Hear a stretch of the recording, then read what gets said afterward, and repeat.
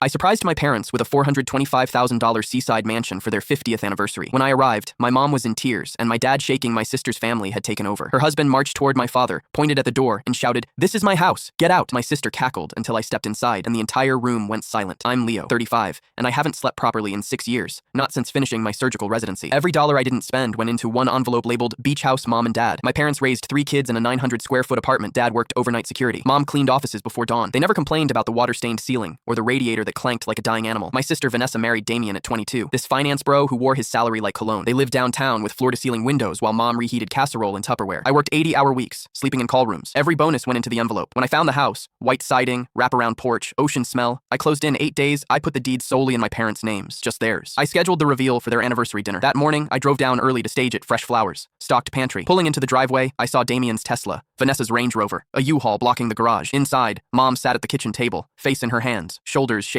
Dad stood by the window, jaw clenched. Vanessa's kids jumped on my new couch. Their dog pissed on the hardwood. Damien emerged from the master bedroom, phone to his ear. When he saw Dad, he didn't lower his voice. "Yeah, the old man's still here. I told him to clear out. It's our house now." He pointed at my father. "You heard me. This is my house. Get out." From the couch, Vanessa laughed. "Dad, don't be dramatic. We're family. We're sharing it." I set my bag down. "Who told you about this house?" "Mom mentioned it yesterday. We came to help them move in. Into the house I bought. The family house," Damien corrected, "that you generously provided for everyone." I opened my laptop, pulled up the county recorder's website. "Mom, Dad, what are your full legal names?" Dad's voice cracked. "Samuel James Porter, Rebecca Ann Porter." I turned the screen. Deed recorded 6 days ago. Owners, Samuel and Rebecca Porter. Not Leo Porter, not Vanessa Porter Chen. Them. Damien shrugged. "Doesn't matter. They'll sign it over. Right, Sam?" My father said nothing. "You should," Damien continued. "You're what, 68? Can't handle stairs. We'll manage the property. You can stay downstairs when it's not rented out." "Rented out," I repeated. Vanessa jumped in. "Beachfront property? We could pull $800 a night. Mom and Dad get passive income. We handle logistics." "When did you tell them, Mom?" "Yesterday morning." Vanessa asked about vacation plans. "I mentioned your gift. She said she wanted to help celebrate. You brought a U-Haul to a house you don't own." Damien's jaw tightened. "We're trying to help the family. You're moving furniture into my parents' house without permission. Don't be petty, Leo." I pulled out my phone. "Everyone who doesn't live here has 2 hours to remove your belongings." "Or what?" Damien laughed. I showed him the screen. "Or I call the county sheriff and report trespassing." "We're family!" Vanessa shrieked. "You're squatters. This house is legally owned by Samuel and Rebecca Porter. Neither invited you." Damien stepped closer. "You really want to blow up the family? There's no misunderstanding. You calculated Mom and Dad wouldn't fight.